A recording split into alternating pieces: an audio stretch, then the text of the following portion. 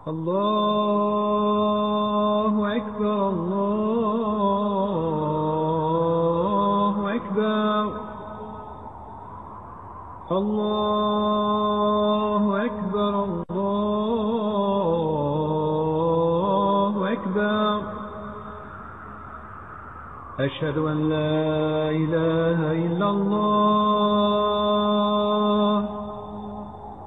أشهد أن لا إله إلا الله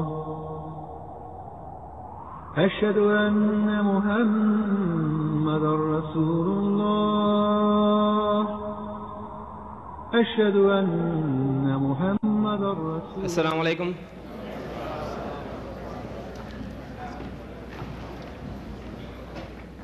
Bismillah ar-Rahman ar-Rahim. In the name of Allah, most gracious, most merciful. My beloved brothers and sisters and friends, Muslims and Christians, we welcome you tonight to this very historic debate entitled Crucifixion, Facts or Fiction. The debate, the format of tonight's debate, the first speaker will speak for 50 minutes. The second speaker will speak for 60 minutes. And the first speaker will come again and speak for 10 minutes.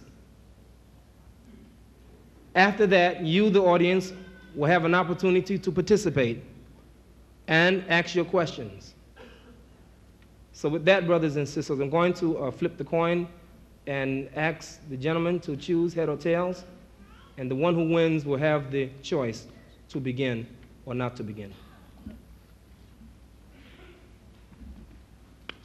Okay. Mr. Ahmed, deedat. أعوذ بالله من الشيطان الرجيم بسم الله الرحمن الرحيم وقل جاء الحق وزهق الباطل إن الباطل كان زهوقا وننزل من القرآن ما هو شفاء ورحمة للمؤمنين ولا يزيد الظالمين إلا خسارا صدق الله العظيم. Mr. Chairman and my dear brothers and sisters, at the outset, since I'm beginning the talk, and I see a lot of faces which appear to me to be those of the Christian faith, I would like to put forth our position vis-a-vis Christianity, that Islam is the only non-Christian faith which makes it an article of faith for its followers to believe in Jesus. No Muslim is a Muslim if he does not believe in Jesus. We are made to believe that Jesus Christ was one of the mightiest messengers of God. We believe in his miraculous birth, which many modern-day Christians do not believe today. We believe that he was the Messiah, translated Christ. And we believe that he gave life to the dead by God's permission, and he healed those born blind and the lepers by God's permission. As such, the Muslim and the Christian is going together. But the parting of the way takes place on three bases. Number one, the original sin. Number two, the divinity of Christ. And number three, the crucifixion. These are points of differences between the Muslims and the Christians. With regards to the subject of crucifixion, as you see here on this banner here, it says crucifixion, fact or fiction. Now the Holy Quran gives a direct answer to that question. It says, Bismillahir Rahmanir Rahim, in the name of God, most gracious, most merciful. وَقَوْلِهِمْ إِنَّا قَتَلْنَا الْمَسِيحَ عِيسَى ibn Maryam Rasulullah. He said, and they said in boast that we killed Christ Jesus, the son of Mary, the apostle of God. The Quran goes on, says, وَمَا قَتَلُوهُ وَمَا صَلَبُوهُ. They didn't kill him, nor did they crucify him. وَلَكِنْ شُبِّهَ لَهُمْ. But it was made to appear to them so. وَإِنَّ الَّذِينَ اخْتَلَفُوا فِيهِ لَفِي شَقٍّ مِّنْهُمْ. And those who dispute therein are full of doubts. مَا لَهُمْ بِهِ مِنْ عِلْمٍ. They have no certain knowledge. إِلَّا اتِّبَاعَ الظَّنِّ. They only follow conjecture, guesswork, fiction. وَمَا قَتَلُوهُ يَقِينًا. For of a surety they killed him not. It calls this event described by the Christian as crucifixion, crucifixion, crucifixion, to fix a person on the cross anyhow by nails or ropes or strings and have him killed. To crucify means to kill by hanging or impaling on the cross, fixion, crucifixion. We say it is fiction, fiction. It sounds the same, crucifixion or crucifixion. The spelling gives us the difference between the two, that in the Islamic point of view, it is a fiction. Now, when we say that it is a fiction, the Christian brings forth, produces his book of evidence. He says, here, we have a written record by eyewitnesses and ear witnesses to the happenings some 2,000 years ago, that Jesus Christ was hanged and killed on the cross some 2,000 years ago.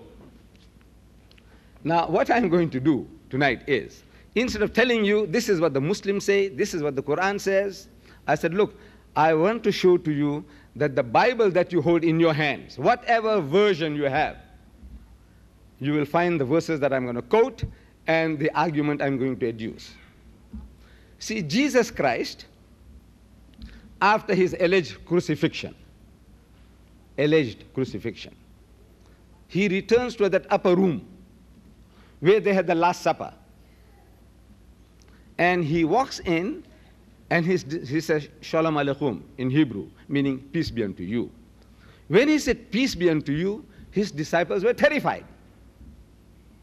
So I'm asking my learned friends, I have been doing this for quite some time, my learned friends of Christianity, why were they terrified? Because when you meet your long-lost master, your uncle, your grandfather, your priest, your guru, the Arab and the Jew will embrace one another, kiss one another in the neck. That's how they meet one another, show the love and compassion for one another. Instead of doing that, the disciples of Jesus were terrified. I want to know why. Why were they terrified? So the Christian tells me, he says, you see in Luke chapter 24, we are told by Luke that they were affrighted because they thought he was a spirit. The wordings are, they thought he was a spirit, a ghost, a spook. So I'm asking, did he look like a spirit? Did he look like a ghost? Did he look like a spook? The Christian says no. Then I said, why should they think the man is a spirit when he didn't look like one? So he gets puzzled. This is my experience with the most learned men of Christianity. They get puzzled. Why would they think the man is a spirit when he doesn't look like a spirit? I said the reason is that the disciples of Jesus, they had heard from hearsay, people were talking, that the master was hanged on the cross. They had heard from hearsay, people were talking, that he had given up the ghost. In other words, the spirit had come out, he had died.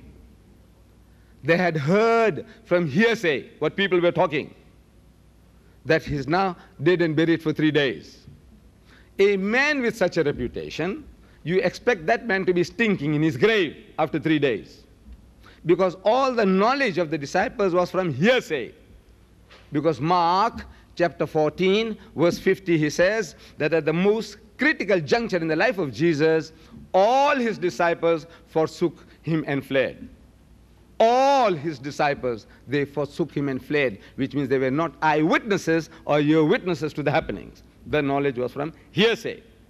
So on hearsay evidence, if you know about a man who is dead and buried,